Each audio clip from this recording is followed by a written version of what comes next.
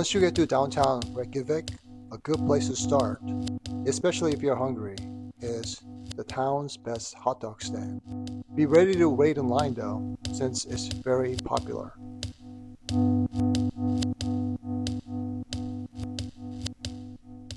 The Strokkur Geysir erupts about every 8 to 10 minutes, and there are a lot of people standing around trying to catch the geyser at the right moment. There's also a nice little hike up the mountain where you can catch an overview of the geyser and the surroundings.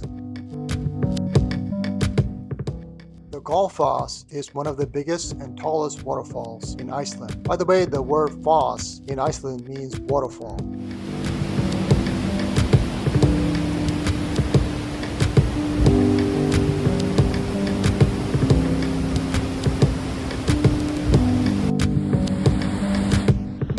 If I'm not mistaken, I believe the beginning scene of the movie Prometheus was filmed here.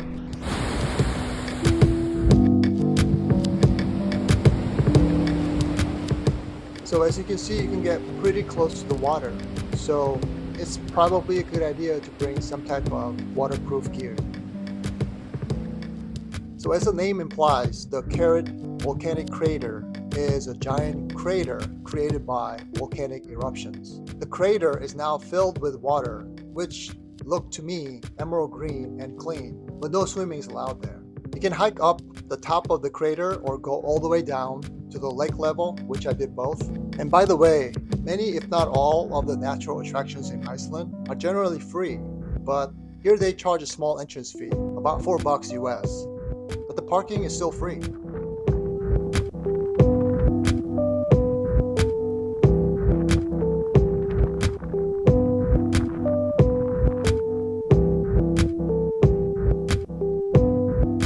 So the Blue Lagoon is actually a man-made lagoon. The blue hot spring water, however, is completely naturally fed, straight from the geothermal ground.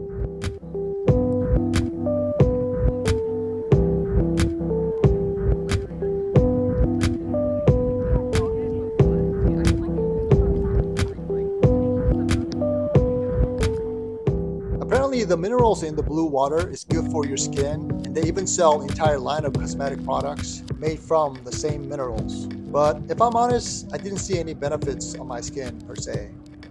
By the way, you have to be careful because the same minerals that are supposedly good for your skin are also bad for anything you have on you that is not part of you. For example, if you wear glasses, which I do, you can't wear them in the water because the minerals will damage the lenses.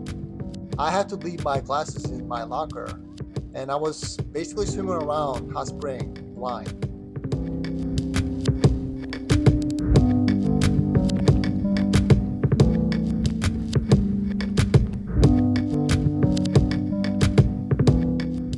The entrance fee includes a use of towel, face clay mask, and a drink of your choice. They even have a swim-up bar where you can get your drinks. This is probably the most visited waterfall in Iceland, and one that I was looking forward to the most. In fact, you can see the waterfall from the ring road as you drive towards it.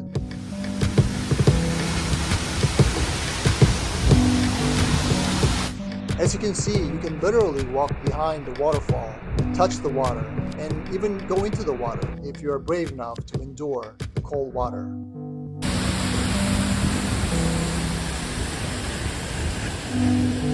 Here you will definitely need good waterproof rain gears, including hiking shoes or boots, since it's guaranteed that you'll get soaking wet otherwise. The entire scenery looks epic close up. A short 5 to 10 minute walk from the previous waterfall is yet another equally impressive waterfall. This waterfall is almost enclosed in a cave or cavern, and I'm not entirely sure if that's the right description, but you basically walk toward the crack in the mountain and you are met with this massive water falling from the top. The sight and sound of water falling almost makes it feel like you're in a sensory overload chamber.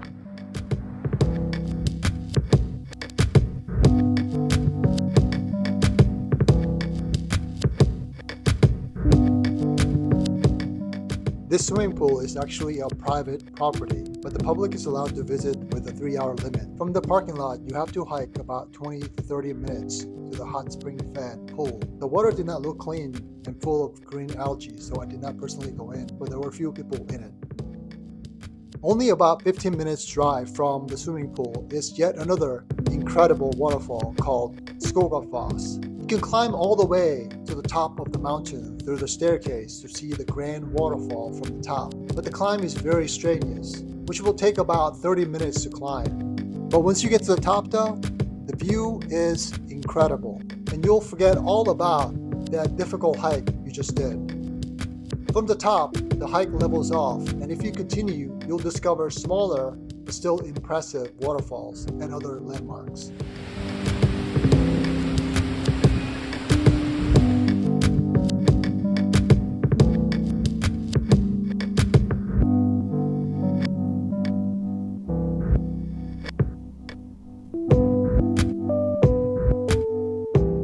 So this glacier park is only 15 minutes from the Skógafoss.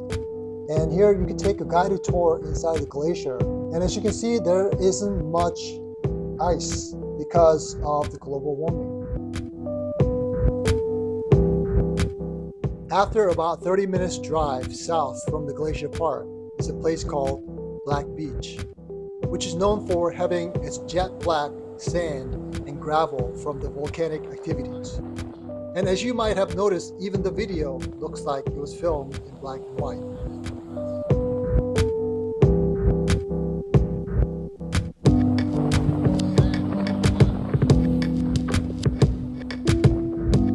I'm not sure if you can see it from the video, but on this day, the wind was very strong and bitterly cold with a mixture of rain and snow falling from the sky. So no one was allowed to go in the water. Not that anybody would want to go in, but just walking on the beach was beautiful, and the volcanic rock mountain was amazing to see and touch. The sharply chiseled black rock seemed and felt almost unreal.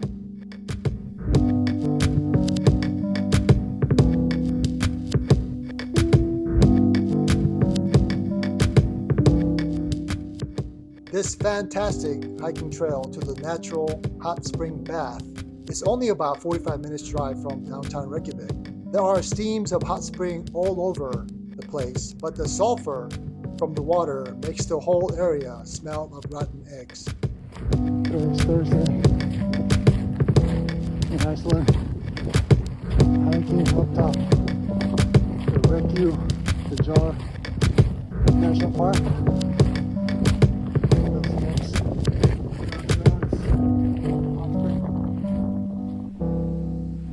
Alright, so I'm at the top of the hike. I forgot the name of this mountain, but there's some people looking at the geyser, waving at me. This was a very strenuous hike, worth it. Definitely worth it. So one thing you should know about the natural hot spring bath here is that there is no bathroom or changing room. What they have instead are these cross-sectional privacy screens where you can kind of hide your body in one corner and change your clothes. Don't expect much of privacy though, since your back will be completely open to whomever is walking or standing behind you.